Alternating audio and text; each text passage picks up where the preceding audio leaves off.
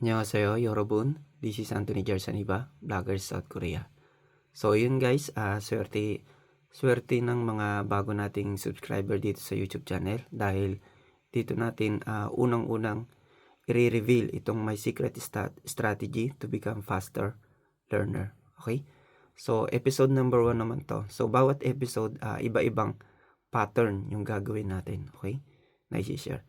So itong number 1, pattern 1, N plus E, kabunjugi isoyo. Okay? Itong N ay noun and then itong E, direction. Okay? So sa English, have you been to noun? Okay? Tagalog, nakapunta ka na ba sa noun? Okay? So yun yung ibig sabihin ng pattern na to guys sa Tagalog.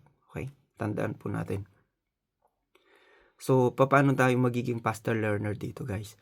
So kapag lagi nating ginagamit or pinapractice natin itong pattern na to, mas madali nating matatandaan yung isang grammar. Okay? So mas mapapabilis tayong magkabisado ng mga vocabularies. Okay? So ito number 1, 한국에 가본 적이 있어요? Have you been to Korea? Nakapunta ka na ba sa Korea? So ito yung noun niya, yung 한국, Korea.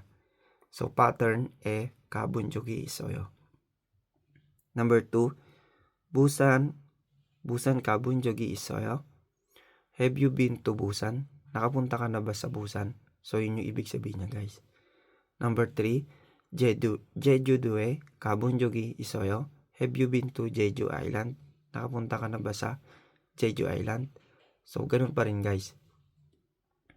So meaning to say guys, ang mga ginagamit dito mostly sa ganitong pattern ay mga lugar. Okay? Lugar siya.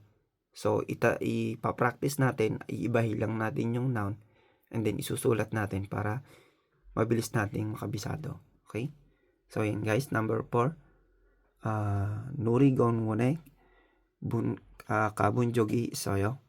So have you been to amusement park? Number 5, 운행에 가본 적이 있어요?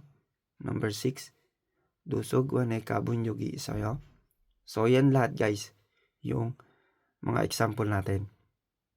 So sa mga gustong kumuha ng copy na to guys, mag-message lang po kayo sa sa page natin at bibigay po natin to. Libre na po ito guys. Okay?